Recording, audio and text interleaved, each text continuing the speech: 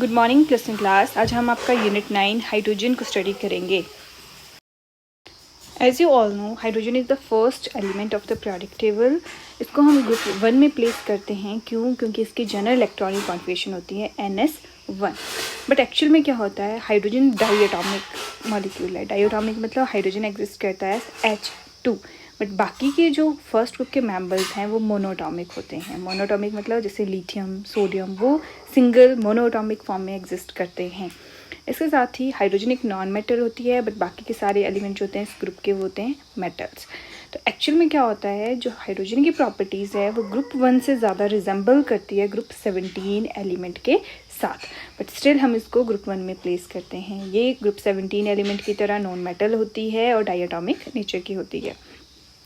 आपके सिलेबस में हाइड्रोजन, उसकी physical properties and chemical properties नहीं हैं। जो आपके सिलेबस में है वो है water, hard and soft water and hydrogen peroxide. उसको बेसिकली आज हम स्टडी करेंगे।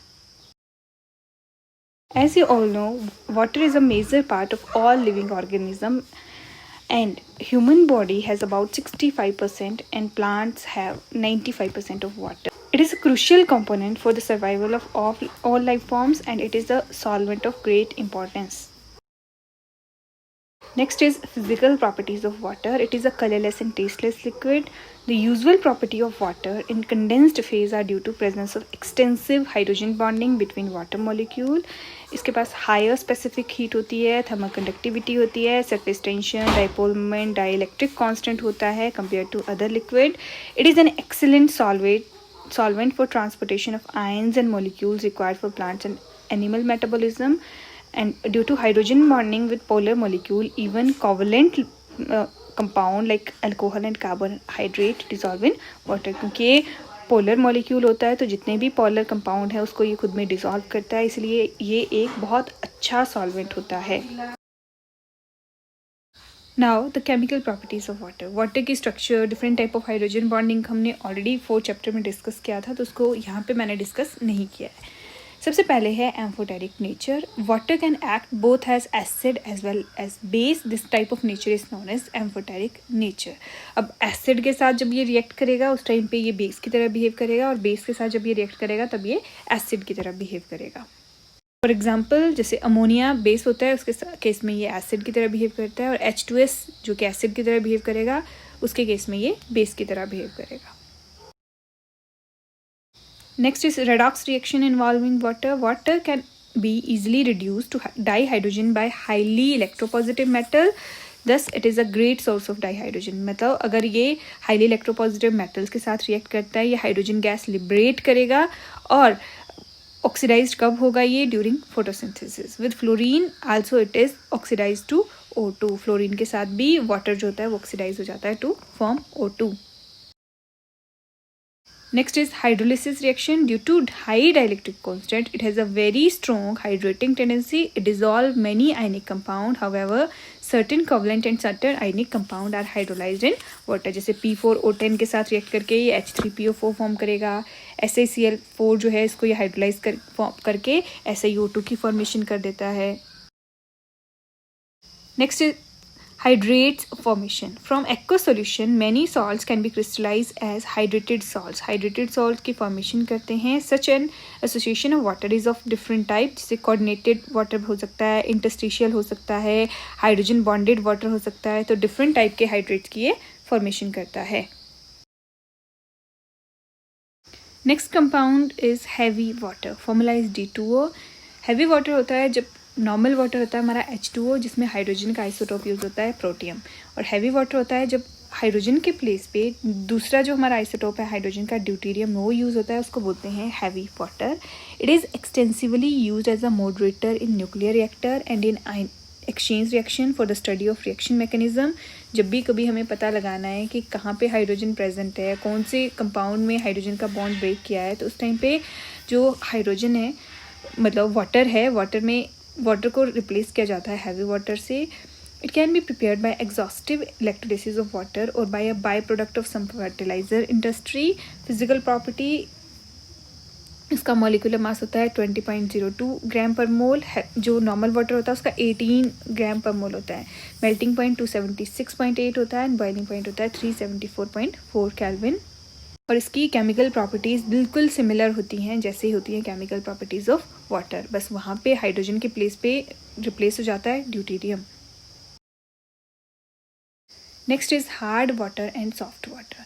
सॉफ्ट वाटर होता है which ready and permanent lather with soap, for example rain water, distilled water. And hard water होता है which do not ready and permanent lather with soap, जो soap के साथ लेदर की फॉर्मेशन नहीं करता है उसको बोलते हैं हार्ड वाटर, जैसे sea water, river water, tap water, ये सारे इसके एग्जाम्पल्स हैं।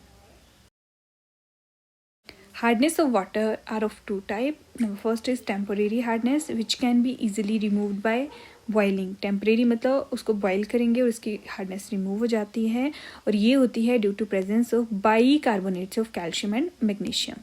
दूसरी होती है permanent hardness, it can not be easily removed due and it is due to the presence of chlorides and sulphates of calcium and magnesium dissolve in water.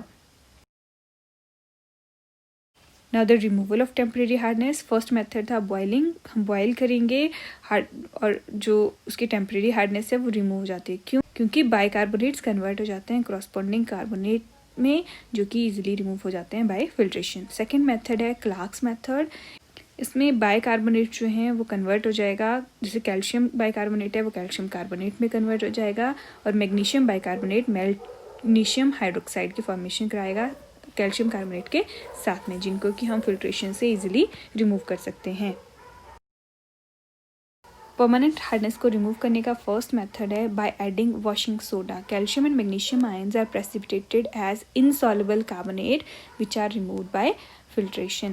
Washing soda add करेंगे और जो इसके sulphates हैं, chlorides हैं, वो convert हो जाते हैं कार्बोनेट्स में, जिनको कि फिल्ट्रेशन से रिमूव कर सकते हैं। इसके अलावा the ions responsible for hardness are exchange with ion which do not cause precipitation. जैसे इसके लिए दो मेथड होते हैं, परमिटेड मेथड होता है और आयन एक्सचेंज मेथड होता है। परमिटेड मेथड में क्या होता है, जो सोडियम एल्यूमिनो सिलिकेट्स हैं जिनको जियोलाइट्स भी बोलते हैं, when hard water is pass through zeolites, Na positive ion from zeolites replace calcium and magnesium ions from hard water, तो इसको बोलते हैं आयन एक्सचेंज मेथड। एक और मेथड जो हमारा परमानेंट हार्डनेस के रिमूवल का होता है वो होता है कैल्गन प्रोसेस। कैल्गन होता है sodium hexametaphosphate, it react with calcium and magnesium ion to form soluble complex salt, जिसमें Na पॉजिटिव रिप्लेस कर देता है Ca2 positive and Mg positive 2 ions को, और क्या करता है जो आयंस हैं, अब क्योंकि फ्री आयंस नहीं है हार्डनेस करवाने के लिए, कॉज करवाने के लिए, जो कैल्शियम एंड मैग्नीशियम आयन है उनको रिप्लेस कर दिया Na पॉजिटिव ने, तो इससे क्या होता है जो परमानेंट हार्डनेस है वो रिमूव हो जाती है। लास्ट कंपाउंड है हाइड्रोजन पेरोक्साइड। हाइड्रोजन पेरोक्साइड का फॉर्मूला होता है H2O2। It is an important chemical use in pollution control treatment of domestic and industrial effluents. कैसे प्रिपेयर करते हैं, पहला मेथड है acidified barium peroxide and removing excess water by evaporation under reduced pressure gives hydrogen peroxide Ba2O2, that is barium peroxide, उसको उसका acidified solution लेंगे और जो एक्सेस वाटर है उसको इवेपोरेट करवा देंगे, तो बन जाएगा BaSO4 plus H2O2 plus 8H2O। इसके अलावा एक और मेथड होता है जिसको मर्क्स प्रोसेस बोलते हैं, उसमें क्या करते हैं सोडियम पेरोक्साइड से प्रिपेयर करवाते हैं hydrogen peroxide.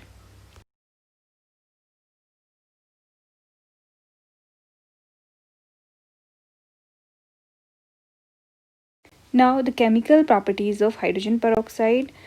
Hydrogen peroxide act as oxidizing as well as reducing both in acidic and alkaline medium. Oxidizing action कैसे होता है, Fe2 positive plus 2H positive plus H2O2 giving 2Fe3 positive ion, यानी ferrous ion को convert कर देता है into ferric ion, lead sulphide को convert कर दिया into lead sulphate. Reducing action कैसे शो करता है इन एसिडिक मीडियम, ये अगर इसको हम पोटाशियम परमैंगनेट के साथ ट्रीट करवाते हैं तो ये उसके पिंक कलर को डिस्चार्ज कर देता है, यानी MnO4 नेगेटिव था उसको इसने Mn2 पॉजिटिव में कन्वर्ट कर दिया। इसके अलावा HOCl को ये Cl नेगेटिव में कन्वर्ट किया, यानी कि HOCl से ये क्लोरीन गैस को लिबरेट करवा देता है। अगर बेसिक मीडियम में इसका ऑक्सीडाइजिंग एक्शन देखें तो अगेन फेरस आयन को फेरिक आयन में कन्वर्ट किया और Mn2 पॉजिटिव को Mn4 पॉजिटिव में कन्वर्ट कर देता है। बेसिक मीडियम में रिड्यूसिंग एक्शन में I2 को ये I नेगेटिव में कन्वर्ट करेगा और MnO4 नेगेटिव को MnO2 में कन्वर्ट करवाएगा। नेक्स्ट है storage. H2O2 decompose slowly on exposure to light to form water and oxygen. In the presence of metal surface or traces of alkali, the above reaction is catalyzed. मतलब अगर metal surface है तो वहाँ पे reaction और fast हो जाता है, इसलिए इसको वैक्स लाइंड ग्लास या फिर प्लास्टिक वेसल में स्टोर किया जाता है इन dark. It is kept away from dust because dust can induce explosive decomposition of compound. Dust particle भी इसकी एक्सप्लोजिव डिकम्पोजिशन जो है वो कॉज करवा सकते हैं। Last is uses of hydrogen peroxide. It is used as hair bleach, as a mild disinfectant, as an antiseptic. It is used to manufacture chemicals like sodium perborate, percarbonate, which are used in high quality detergents. Other than that, it is employed in the industries as a bleaching agent for textile, paper pulp, leather, oil, fats, etc. And it is also used in environmental chemistry. That's all for today. इसके साथ आपका hydrogen खत्म होता है। Next class में हम next chapter start करेंगे।